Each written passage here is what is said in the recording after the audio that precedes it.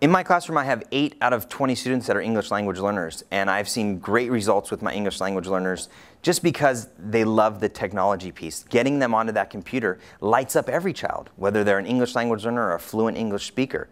When you bridge technology into the classroom, the kids feel a lot of success.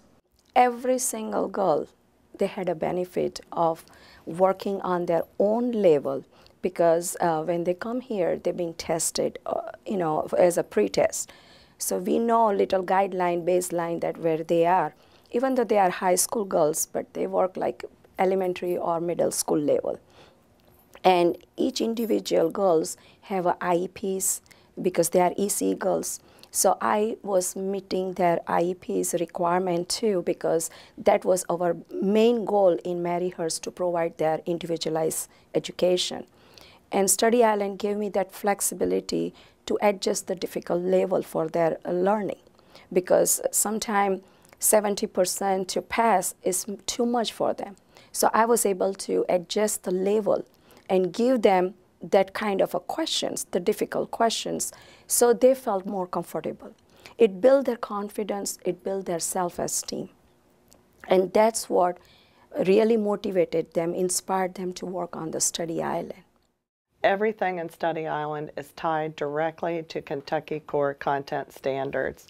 And I really perked up at that, and I thought, here's a way that we could fill in those gaps and also meet our state standards for math.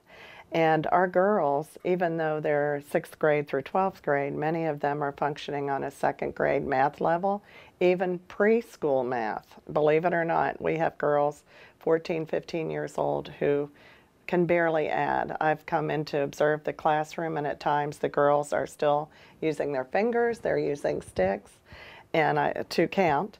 And I thought, this is what we need. We need Study Island. It's an individualized program.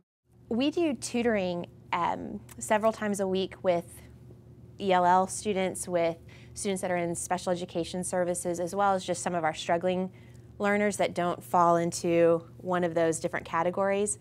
And what's really great about Study Island is we're able to put each of those students on a computer, and because they're never going to be right on the same learning level as each other, so we're kind of able to adjust and modify the skills and what they're working on, as well as being able to monitor them at the same time.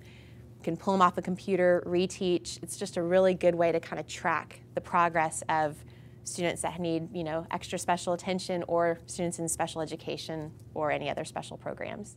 Because it's such a flexible tool that can be used in so many different ways, it's starting to evolve into an opportunity to go back.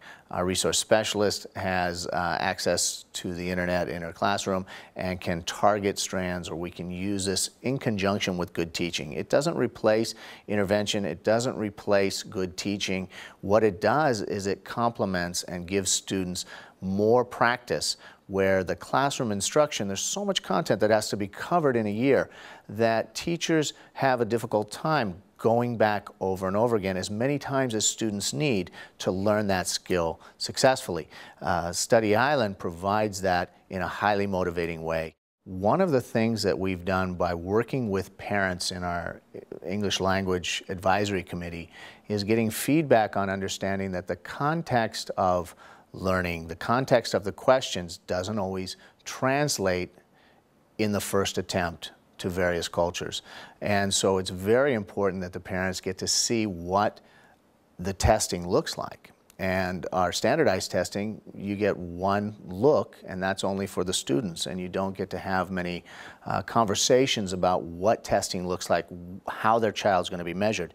So one of the things that this has opened up is a lot of conversations about the context of how we're going to test students and what they need to know. And that's been very powerful. Our English language learners have basically closed the gap, the achievement gap, between our school-wide score of 820 on the Academic Performance Index and our English language learner population have scored last year at 818. To bring these novice girls, that they never had a math in their life. Either they come with just the basic math skill or no math skill. To bring that level, it's just a miracle. And Study Island has made that possible for me. And because of this, they wrote a lot of success stories about how it helped them, because our girls don't have a fixed time here in school. So while they are here, and when we know it's ready for them to leave or it's exiting out, I tell them, okay, write me something, how you did that.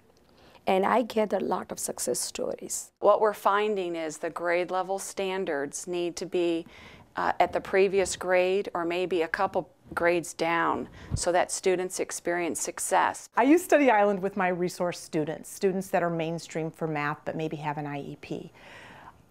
I let them try it on their own first because I want to see what they can do. Depending on their progress or success, I then, myself or their resource math teacher, will sit down with them and together we'll go through it. A lot of times all they need is a little prompting or guidance, and then they remember the subject or the topic or the rules with that.